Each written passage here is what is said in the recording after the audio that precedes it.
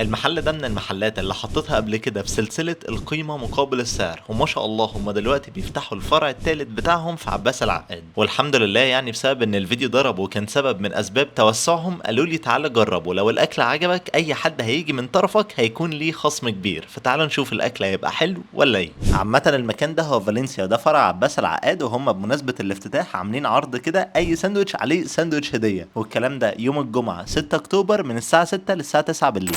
اول حاجتين بقى هنبدا بيهم هي التشيز فرايدز والهالابينو بايتس، بس احنا محتاجين نبدا بالهالابينو بايتس دي بسرعه عشان ايه ما تكتلش اصلا. عامه دي من الحاجات اللي انا بحبها يعني، طعمها لذيذ بس الشيدر بس محتاج يتقل شويه. ده مش حلو قوي. تعالى بقى ايه ناخد التشيزي فرايز.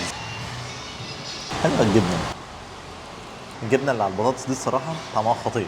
هنخش على اللي بعده. دخلت بعد كده بقى على كريمي تشيكن دبل، وده بيكون عباره عن فراخ محشيه جبنه وعليها صوص رانش وجبنه كريمي مقليه. بسم الله.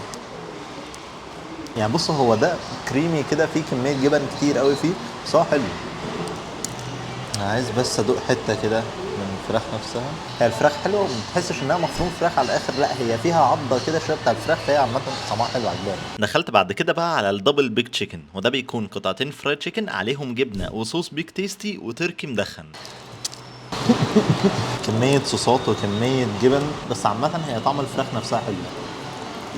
بوظ قوي السندوتش ده، بس هو العيش بس ايه فرول سيكا كده، فهو بس ده محتاج يظبطه. تعال بقى نخش على بعض. دخلت بعد كده بقى على السماش برجر، واول واحد فيهم هو الدبل كلاسيك. بسم الله.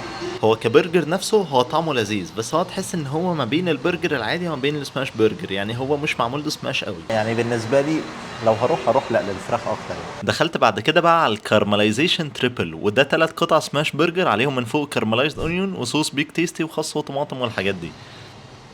عامة الكارملايز اونيون حلو قوي معاه، يعني انا ده بالنسبه لي احلى من الكلاسيك، والتريبل برضو طعم اللحمه فيه باين كده شويه اكتر برضو من الدبل، بس الساندوتش زي ما قلت هنا هو محتاج يتعمل له سماش اكتر بس شويه. قفلت اخر حاجه بقى بريزو ووجبه ستريبس. بالنسبه للريزو هو ناشف شويه بس البهارات اللي عليه حلوه، اخدت معلقه كده برضو بالستريبس اللي كان عليه، الستريبس نفسها والصوص اللي عليها حلو قوي. دخلت بعد كده بقى على وجبه الستريبس، 6 قطع ستريبس معاهم بطاطس وعيش وصوص ب 125 جنيه.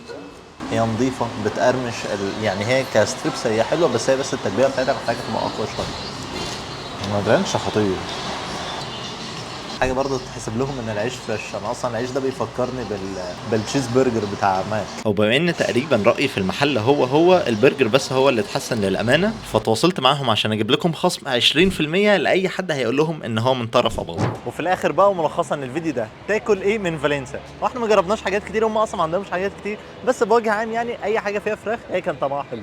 الريزو بقى، التشيكن برجر، الحاجات دي كلها. ما تنسوش تقولوا لي بقى اجرب ايه في الفيديوهات الجايه، وشكرا جدا ليكم لو انتوا لسه بتتفرجوا لغايه دلوقتي. كان معاكم اباظه من قناه لايف اوف اباظه. سلام.